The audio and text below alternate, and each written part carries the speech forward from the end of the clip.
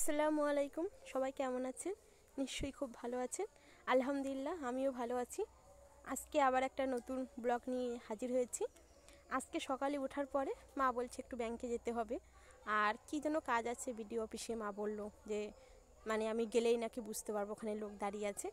তার জন্য আমি সকাল সকাল উঠে রেডি হয়ে নিলাম যাবো বলে। তারপরে একটা অটো ধরলাম, অটোর মধ্যে বসে যাচ্ছি। অটো ছাড়া অনেক টোটোও যায়, কিন্তু অটোটাই সব থেকে বেশি তাড়াতাড়ি যায়। তারপরে এই দেখুন চারিপাশে, এই যে অটোর মধ্যে আমি বসে আছি, আর এই দিকে দেখুন শুধু মাঠ আর মাঠ। তারপর দেখতে দেখতে আমাদের ব্রিজ চলে আসলো, যেটা আমরা ওই ব্রিজটা পার করে তারপর ওপারেই আমার ডেস্টিনেশন, আসলে যেটা ব্যাংকটা। তারপর দেখুন এখানে আমি নেমে পড়লাম গাড়ি থেকে। নামার পরে তারপর আমি হেঁটে হেঁটে যাচ্ছি আমার ব্যাংকে। ওখান যেখানে টোটো অটো দাঁড় করায়, সেখান থেকে আরও অনেকটা হেঁটে যেতে হয়। তারপর আমি চারপাশে অনেক ফল টল আছে, বাজারঘাট আছে। আমি একটা দুটো ভিডিও তুলছিলাম দাঁড়িয়ে দাঁড়িয়ে। আর এই যে হেঁটে হেঁটে আমি যাচ্ছি, কারণ টোটোই করলে যাওয়া যায়, কিন্তু হেঁটে হেঁটেও যাওয়া যায়। তাই আমি হাঁটতে হাঁটতে যেতে বেশি ভালোবাসি যেহেতু, তো আমি হেঁটে হেঁটেই গেলাম। তারপর দেখুন এই যে একটা সরু গলি, তার মধ্যে দিয়ে আমি হেঁটে হেঁটে যাচ্ছি, কারণ কিছুটা দূরে ওখান থেকে আরও যেখানে নামিয়ে দেয় সেখান থেকে আরও 5-7 মিনিট পরে যেতে হয়। এই যে দেখুন প্রায় এসে পড়েছি এই রাস্তা। তারপর এই যে আমার ডেস্টিনেশন ব্যাংক, যেখানে ব্যাংকে কাজ আসলে ব্যাংকের কাজের জন্যই মেনলি আসা। তারপর দেখুন এই যে আমি ওপরে উঠছিলাম ব্যাংকের কাজটা মেটাবো বলে। তারপর ওই যে ব্যাংক, এটা ব্যাংকের মধ্যে দেখুন যে অনেকটাই প্রায় কম ভিড় আছে আজকে, সেই জন্য তাড়াতাড়ি মিটে গেল কাজটা। তারপর কাজ মেটার পর একটা নদী ছিল, নদীটারও ফটো তুললাম।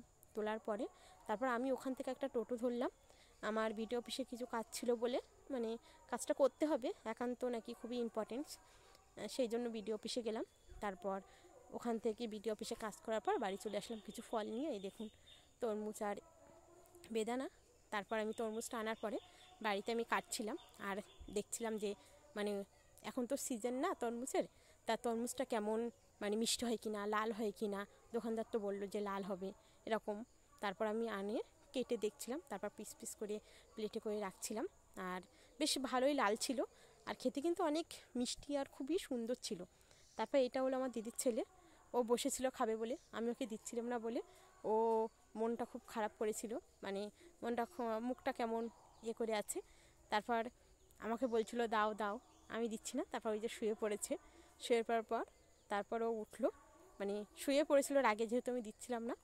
তারপরে ও উঠলো, উঠে এবার হাসছে, যেই বলেছি দেবো তরমুজ। তারপরে আমি ওখান থেকে নিয়ে ওর হাতে একটা তরমুজ দিলাম।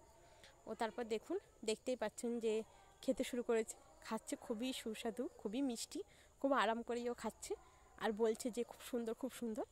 আর যেহেতু ও তরমুজের দানাগুলো ছাড়িয়ে ছাড়িয়ে খেতে পারে না, তাই গালে দানা পড়ছে, আর ওইগুলো নিয়ে ছুঁড়ে ছুঁড়ে ফেলে দিচ্ছে এরকম।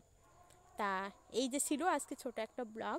আপনাদের কেমন কেমন লাগলো আপনারা বলবেন। আর আজকে দিনটা বেশ আমার তো ভালোই গেল। দোয়া করি সবার জন্য খুব ভালোই যায়। তারপরে সবাইকেই ধন্যবাদ আমার ব্লগটা দেখার জন্য।